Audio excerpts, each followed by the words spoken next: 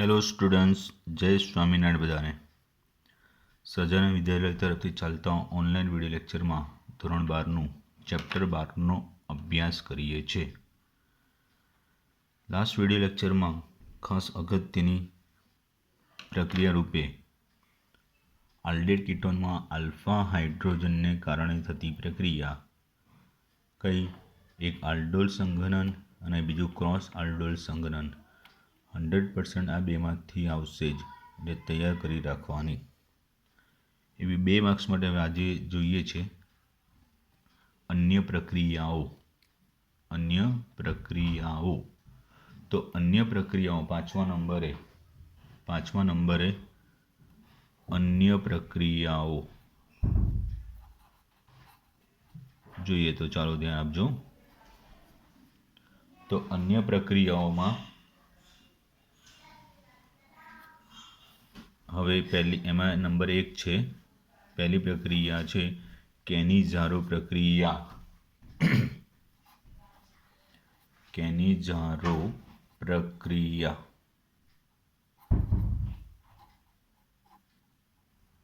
કઈ છે પહેલી? કેનિઝારો. 2 માર્ક્સ માટે મોસ્ટ આઈએમપી છે. બરાબર, ચાલો સમજીએ. તો હવે એમાં ધ્યાન આપતા રહેજો. તો સમજૂતીમાં આવ્યું છે કે આલ્ડેહાઇડ સંયોજનો કે જેની પાસે આલ્ફા હાઇડ્રોજન પરમાણુ નથી, ફક્ત આલ્ડીહાઇડની જ વાત થાય છે. કેવા આલ્ડીહાઇડ સંયોજન કે જેની પાસે આલ્ફા હાઇડ્રોજન પરમાણુ નથી, બરાબર, તો તેઓને મંદની જગ્યાએ હવે કેવા સાંદ્ર બેઝ સાથે ગરમ કરવામાં આવે. તો એ ગરમ કરતાં એક અણુનું સ્વયં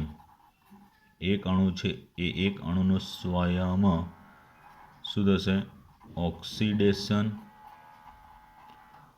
અને બીજા અણુનું પણ સ્વયં રિડક્શન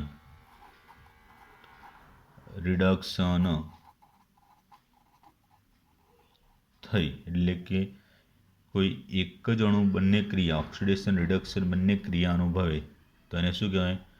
વિસમીકરણ. શું કહેવાય છે? વિસમીકરણ. એ વિસમીકરણ પ્રક્રિયા કરે છે. બરાબર, એટલે એક અણુનું ઓક્સિડેશન અને બીજા અણુનું રિડક્શન બંને ક્રિયા થાય તો એને વિસમીકરણ પ્રક્રિયા કરે છે એવું કહેવાય. બરાબર, આગળ એમાં હવે આ પ્રક્રિયામાં શું થાય છે? આલ્ડીહાઇડના એક અણુ રિડક્શન પામે છે, જ્યારે બીજા અણુનું આલ્ડીહાઇડ છે એ આલ્ડીહાઇડના જે 2 અણુ છે એમાંથી એક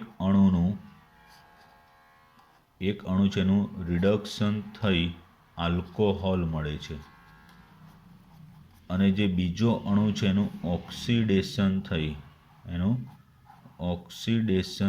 થઈને કાર્બોક્સિલિક એસિડનો ક્ષાર મળે છે. શું મળે છે? કાર્બોક્સિલિક એસિડ છે એનો ક્ષાર મળે છે.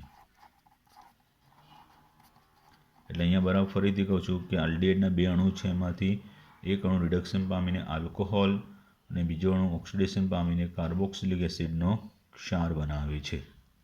બરાબર, તો આવી વિશિષ્ટ પ્રક્રિયાને કેનિઝારો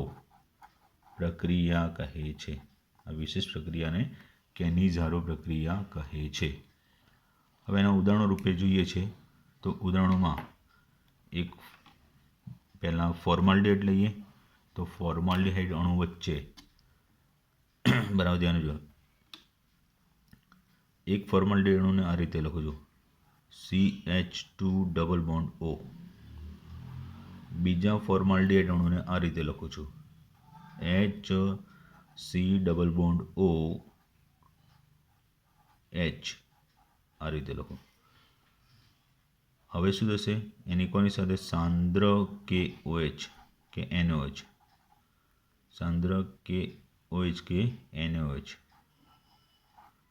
હવે ખરેખર આમાં શું થાય? પાણીનો અણુ આમાં ઉમેરાય છે, આ લોકો અંદર લખ્યું નથી. હવે +H2O લખીએ.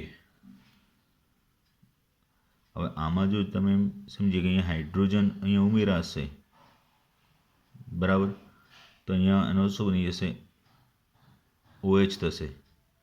તો બીજું એક હાઇડ્રોજન લાવવાનો રહે ને, એટલે કેટલા 2 હાઇડ્રોજન ઉમેરો આપણે અહીંયા, કેટલા 2 હાઇડ્રોજન, એટલે પ્લસ અહીંયા H2O લખીએ. તો 2 હાઇડ્રોજન અહીંયા ઉમેરાય, એક અહીંયા ઉમેરાશે અને એક અહીંયા ઉમેરાશે, એટલે CH3OH, એટલે મિથેનોલ થઈ ગયું પ્લસ. હવે અહીંયા શું બનશે, આ ઓક્સિજન અહીંયા ઉમેરાશે એટલે OH બની જશે, HCOH. પણ આ HCOH અને KOH વચ્ચે, કારણ કે આ એસિડ અને બેઝ એ વચ્ચે પ્રક્રિયા થઈને આ રીતનો HCOOK, એટલે જે પાણીનો અણુ હતો એ પાછો મળી રહે અહીંયા, એટલે HCOOK એટલે ફોર્મિક એસિડનો પોટેશિયમ ક્ષાર. તો આ રીતે મિથેનોલ અને પોટેશિયમ ફોર્મેટ મળે છે, પોટેશિયમ ફોર્મેટ મળે છે. આ જ રીતે આપણે કોના માટે, બેન્ઝાલ્ડિહાઇડ માટે સમજી શકાય. તો એક બેન્ઝાલ્ડિહાઇડ આ રીતે, એક બેન્ઝાલ્ડિહાઇડ છે ને આ રીતે C=OH. બીજા બેન્ઝાલ્ડિહાઇડને પણ એ રીતે જ લખું છું, C=OH. સાંદ્ર NaOH લખીએ, ચલો ને, સાંદ્ર NaOH. ઉપર આપણે બધી જે આલ્ડો ક્રોસ આલ્ડોનમાં પ્રક્રિયા પ્રતિવર્તી રીતે બતાવતા હતા, આમાં પ્રતિવર્તી રીતે નથી બતાવવાની, બરાબર. આ +H2O હમણાં સમજાવ્યું પ્રમાણે કે અહીંયા 2 હાઇડ્રોજન, એક અહીંયા ઉમેરાશે અને એક અહીંયા ઉમેરાશે, એટલે બેન્ઝીન છે એના પર આનું સુધી જશે, CH2 ને O સાથે H આવે એટલે CH2OH, બેન્ઝાઇલ આલ્કોહોલ, બરાબર. પ્લસ હવે O અહીંયા ઉમેરશે એટલે અહીંયા OH બનશે, બેન્ઝોઇક એસિડ અને NaOH વચ્ચે પ્રક્રિયા થાય એટલે એનો ક્ષાર બની જાય, એસિડ બેઝ વચ્ચેની પ્રક્રિયાથી, તો ACOONA, સોડિયમ બેન્ઝોએટ, COONA છે, ધ્યાન આપજો, COONA એ સમજી લેવાનું, સોડિયમ બેન્ઝોએટ અને બેન્ઝાઇલ આલ્કોહોલ. 2 માર્ક્સ માટે ખાસમાં ખાસ અગત્યની છે, ધ્યાન આપજો. હવે બીજી અન્ય પ્રક્રિયામાં તો કે નંબર 2, એરોમેટિક આલ્ડીહાઇડ કે કીટોનની, એરોમેટિક આલ્ડીહાઇડ કે કીટોન છે એ એરોમેટિક આલ્ડીહાઇડ કીટોનની કઈ ઇલેક્ટ્રોન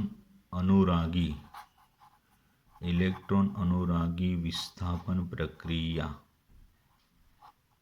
ઇલેક્ટ્રોન અનુરાગી વિસ્થાપન પ્રક્રિયા, ધ્યાન આપજો. તો આ એરોમેટિક આલ્ડીહાઇડ અને કીટોન સંયોજનો છે તે કયા, એરોમેટિક આલ્ડીહાઇડ અને કીટોન, એરોમેટિક આલ્ડીહાઇડ કે કીટોન એ સંયોજનો તેમના વલય પર ઇલેક્ટ્રોન અનુરાગી વિસ્થાપન પ્રક્રિયા અનુભવે છે.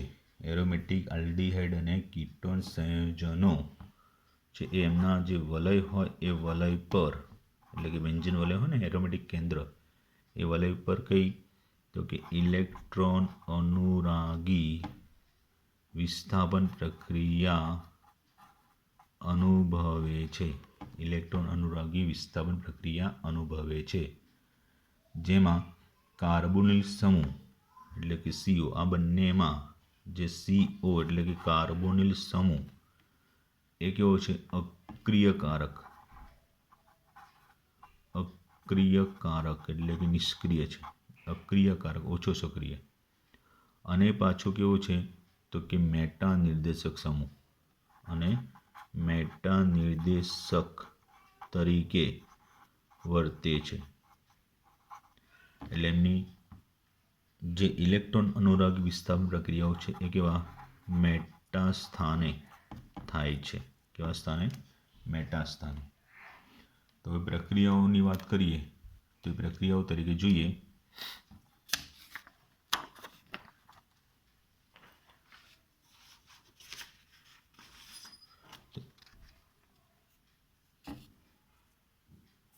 તો એ પ્રક્રિયાની અંદર જો પેલો બેન્ઝાલ્ડિહાઇડ લઈએ એની નાઇટ્રેશન પ્રક્રિયા કરીએ. બેન્ઝાલ્ડિહાઇડ પ્લસ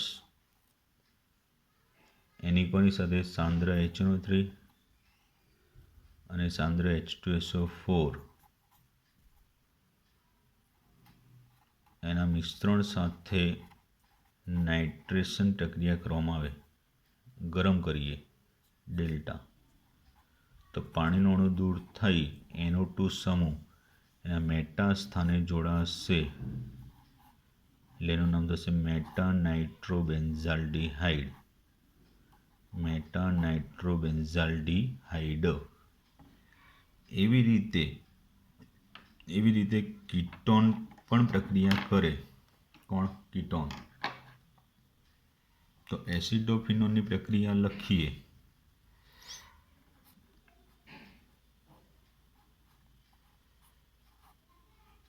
COCH3 પ્લસ એ જ સાંદ્ર HNO3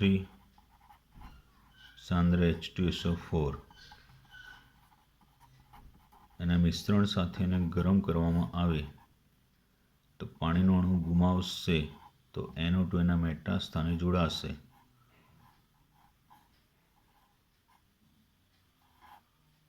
COCH3 મેટા સ્થાને NO2. તો હવે શું થશે? એના નામકરણ પર ધ્યાન આપજો. આ શાખા અને એની ઉપશાખા, શાખાનો પહેલો, બીજો અને ત્રીજો કાર્બન, એટલે નામમાં શું થશે? ધ્યાન આપજો. 3-નાઇટ્રોફિનાઇલ કૌંસ પૂરો કરી ઇથેન 1 ઓન, ઇથેન 1 ઓન, બરાબર. 3-નાઇટ્રોફિનાઇલ કૌંસ પૂરો કરી ઇથેન 1 ઓન. તો આ રીતે એની ઇલેક્ટ્રોન અનુરાગી વિસ્થાપન પ્રક્રિયાઓ પછી આ નાઇટ્રેશન એવી સલ્ફોનેશન, હેલોજનેશન એ રીતની પ્રક્રિયાઓ થશે. બરાબર. ઓકે, આગળ હવે જો કે આ ટોપિક છે એ કેન્સલ થઈ ગયેલો છે છતાં અહીં આપણે સમજાવી દઈએ છીએ, ક્યાંક MCQમાં આવી જાય. બોર્ડની પરીક્ષામાં તો ના આવે પણ ક્યાંક નીટ JEE ટાઈપની એક્ઝામમાં MCQ ક્યાંક આવી જાય તો જોઈ લે. આલ્ડીહાઇડ અને કીટોન સંયોજનના ઉપયોગ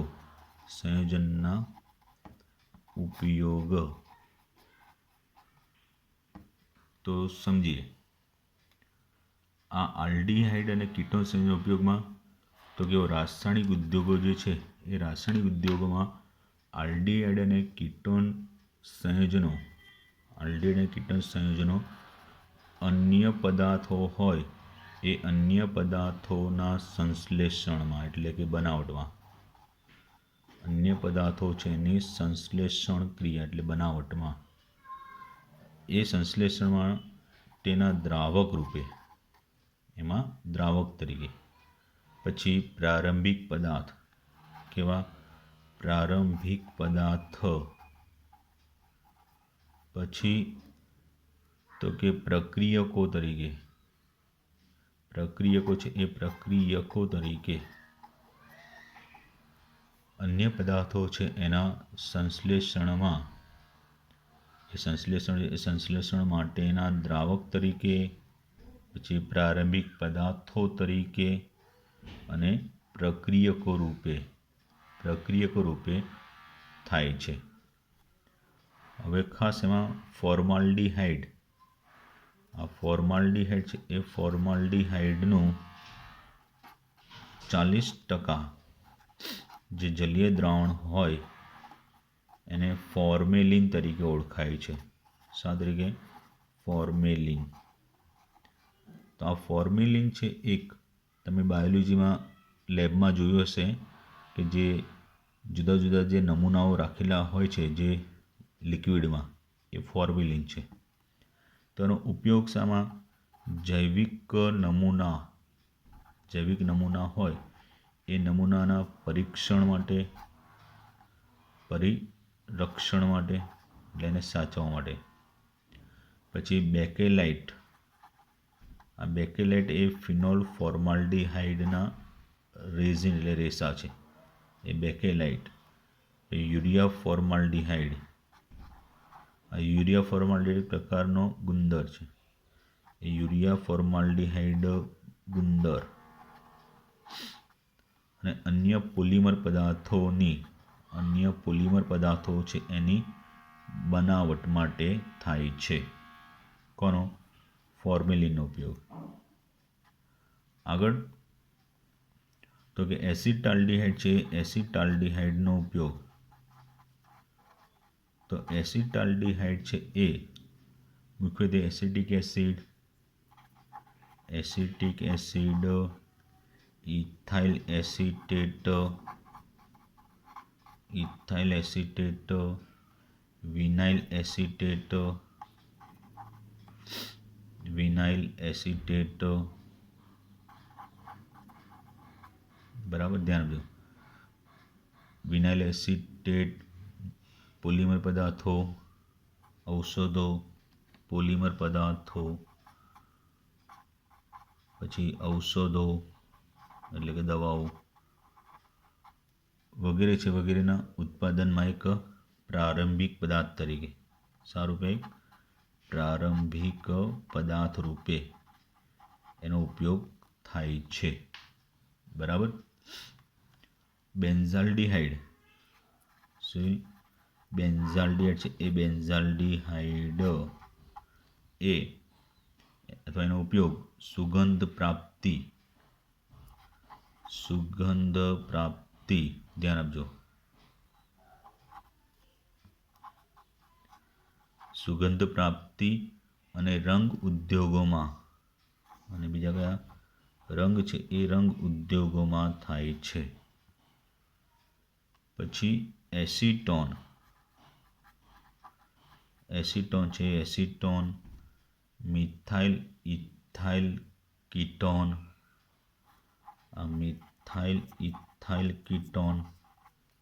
બરાબર. એસિટોન, પછી શું કીધું? મિથાઇલ ઇથાઇલ કીટોન જેવા સામાન્ય ઔદ્યોગિક દ્રાવક રૂપે થાય છે. કેવા? સામાન્ય એવા ઔદ્યોગિક દ્રાવક તરીકે એનો ઉપયોગ થાય છે. ઘણા આલ્ડિહાઇડ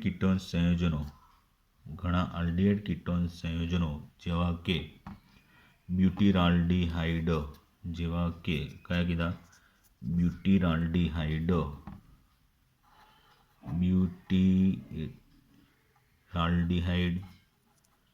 પછી કયા કીધા?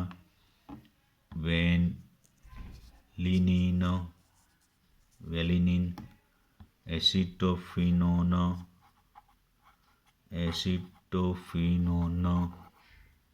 કપૂર વગેરે છે, વગેરે એમના સુગંધ અને સ્વાદ માટે, વગેરે છે એ તેમના સુગંધ અને સ્વાદ માટે જાણીતા છે. તો આ રીતે એમનો આલ્ડિહાઇડ કીટોન સંયોજનનો ઉપયોગ થાય છે. બરાબર. 1 થી 2 વાર વિડીયો લેક્ચર જોવાના એટલે ચોક્કસપણે આવડી જશે. જય સ્વામિનારાયણ.